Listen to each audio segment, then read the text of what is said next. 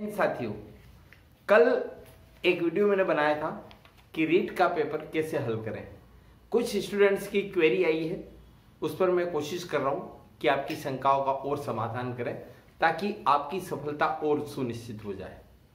एक अक्सर ये क्वेश्चन पूछा जाता है कि हम इस पेपर के लिए आखिरी टाइम में क्या पढ़ें क्या छोड़ें। मैं आपको बहुत ही क्लियर करना चाह रहा हूं कि आपके पेपर के अलग अलग पार्ट होते हैं।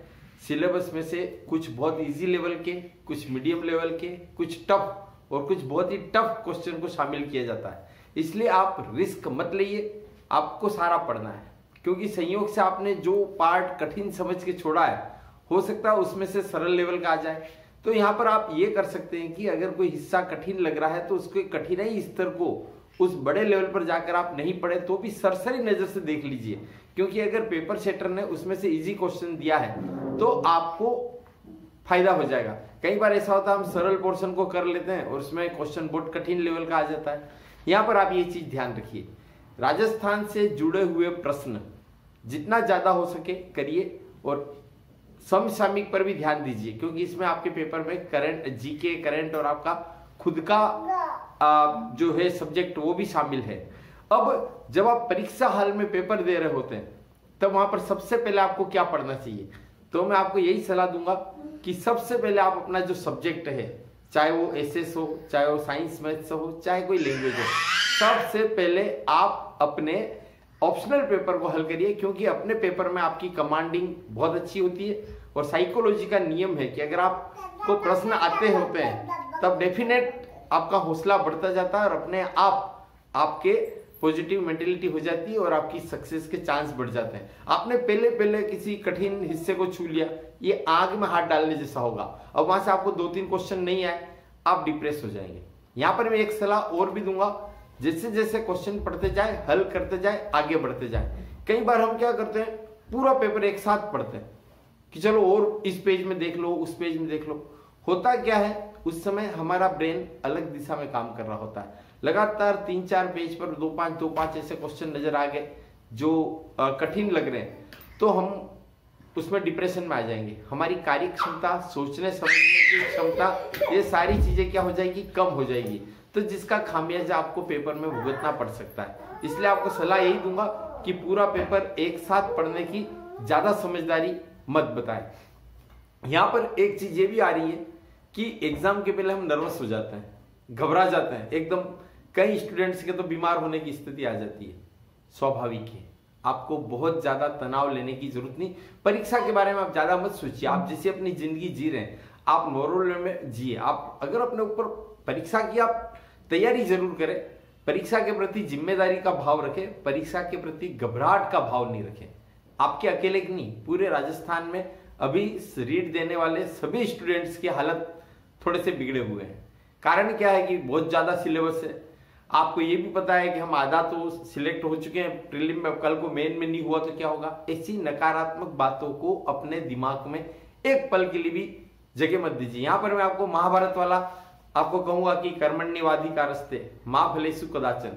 जो पढ़ाई आप करनी थी कर चुके हैं, जो तैयारी आपको करनी थी कर चुके हैं। अब आप परिणाम की चिंता मत करो, अब आप अपनी तैयारी को थोड़ा सा फाइनल फिनिशिंग टच दे दीजिए, शेप दे दीजिए और आप परीक्षा के लिए तैयार रहिए।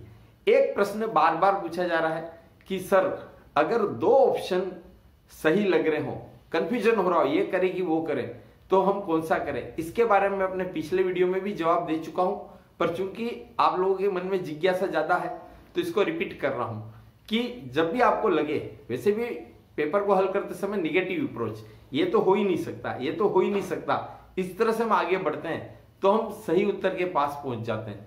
लेकिन आखिरी में मारामारी रहती है 2 ऑप्शन के बीच, ये सही है या वो। हमको लगता है दोनों सही है।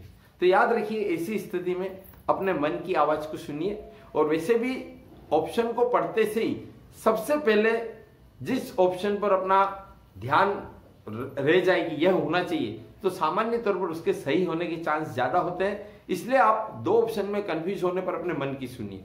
और एक और जो साइंटिफिक मेथड है, जो मैंने पिछली वीडियो में ही बताया था कि आप पूरे पेपर में 15-20 ऐसे क्वेश्चन छांट लीजिए जिसमें आपको कंफ्यूजन है कि 2 ऑप्शन ये सही है या वो दूसरा वाला।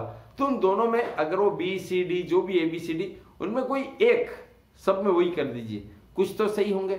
नेगेटिव मार्किंग है लेकिन 1/3 है, इतना ज्यादा घबराने की जरूरत भी नहीं है, क्योंकि रिस्क तो लेना नहीं है लेकिन कैलकुलेटेड रिस्क लेना है। एक ये पूछा जाता है कि सर आरोही और अवरोही क्रम में, कालानुक्रम में, सुमेलित करने वाले में और कथन और कारण वाले सवालों को कैसे हल करें।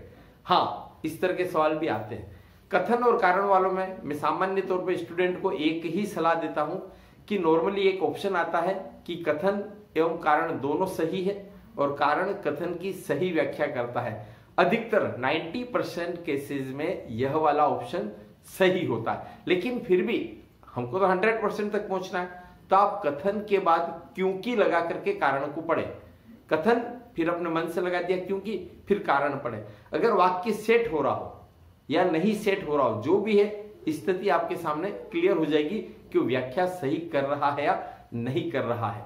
जो भी सुमेलित करने वाला है या कालानुक्रम जमाने वाला है या आरोही अवरोही क्रम को बताने वाला है, तो इस तरह के सवाल में अगर आपके पास सामने 4 या 5 सेट दिए होते हैं, नॉर्मली 4 सेट तो देते ही देते हैं, तो उनमें से अगर आपको 1 या 2 भी हो ना, तो उनको आप पकड़ करके सही उत्तर तक पहुंच सकते हैं। जरूरी नहीं कि हर बार ऑप्शन नेक टू नेक आवे कि 3 सही है और चौथे में ही कुछ अटपटा आवे, ऐसा नहीं है। कई बार आप आराम से उसमें से 1 या 2 भी आपकी पकड़ में आ जाएगा तो आप सही उत्तर तक पहुंच जाएंगे।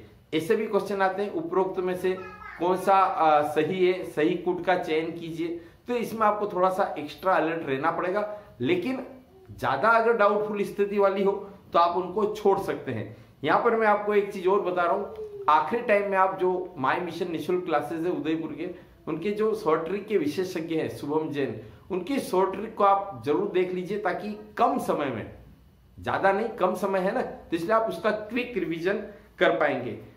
एक और बात, घबराने की कोई जरूरत नहीं, किसी भी हाल में, ये मैं गारंटी ले रहा हूं, आप कहो तो स्टाम्प पे भी लिख सकता हूं, आपकी कट ऑफ 100% नहीं जानी। ये आप भी जानते हैं, मैं भी जानता हूं। तो अगर आपके 70% 80% थोड़े हो भी रहे ना, 60-70%, तो आप अपने आप को कॉन्फिडेंट रखिए। ज्यादा चिंता करने की, घबराने की जरूरत नहीं है। उत्तर तो 4 ऑप्शन में से ही है, 5 ऑप्शन कहीं से आपको खींच के तो लाना नहीं है। तो आप थोड़ा सा भी ट्रिक की तरीके से, थोड़ा अलर्ट रह के, पॉजिटिव रह के, स्माइल मोड से अगर आप करेंगे तो आप उन 4 ऑप्शन में से कहीं ना कहीं सही ऑप्शन तक तो आप पहुंच ही जाएंगे। यहां पर एक चीज मैं आपको और बता दूं, लैंग्वेज थोड़ी स्टैंडर्ड आएगी, कंफ्यूजन हो इंग्लिश वर्जन को पढ़ लीजिए, टेक्स्ट बुक में से क्वेश्चन आएंगे। ये जो गाइड वाइड के पीछे आप लोग भागे हैं, मैंने बहुत पहले अपने वीडियो में बता दिया था कि आपके जो क्वेश्चंस बनते हैं वो टेक्स्ट बुक में से बनते हैं, उसकी लैंग्वेज में से ही बनते हैं। खैर ज्यादा समय है नहीं, तो आप बिल्कुल रिलैक्स रहिए।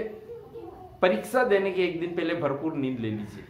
ऐसा नहीं हो कि रात को आपकी नींद पूरी हो नहीं पाई, क्योंकि कई हर जगह नॉलेज काम नहीं आता है, कई जगह प्रैक्टिस भी काम आती है। आपने बहुत अच्छी पढ़ाई कर रखी, आप बहुत अच्छा नॉलेज है आपको, मान लीजिए कि आप आइंस्टीन जी हैं, जो भी हैं, लेकिन अगर आपने ढंग से खाया पिया नहीं, ढंग से सोए नहीं, तनाव में हो, घबराहट में हो, हड़बड़ी में हो, तो फिर क्या काम का। परीक्षा में जाकर के आप सही ढंग से नहीं कर पाएंगे, घबराहट में इधर का उधर कराएंगे, तो भी आपकी परेशानियां बढ़ जाएगी। प्रश्न पत्र को हल करने से पहले हर प्रश्न को आप 2 बार पढ़िए और उसके विकल्पों को बराबर चेक कर लीजिए। लेकिन विकल्प को चेक करने के चक्कर में ऐसा नहीं कि पहले आपने सही विकल्प चुना और बाद में थोड़े से घबरा गए और विकल्प को चेंज करके नहीं यार इसका ये नहीं, ऐसा कर लेते, ऐसी भी स्थिति आ सकती है। एक ही तरीका है, अपने मन की आवाज सुने। जब भी घबराहट हो, इष्ट देव का स्मरण करें, परिणाम की चिंता नहीं करनी है। आप अपनी लड़ी अब अंतिम दौर में है, बिल्कुल रिलैक्स और सकारात्मकता के साथ। आपको अग्रिम बधाई, शुभकामनाएं, धन्यवाद, जय हिंद।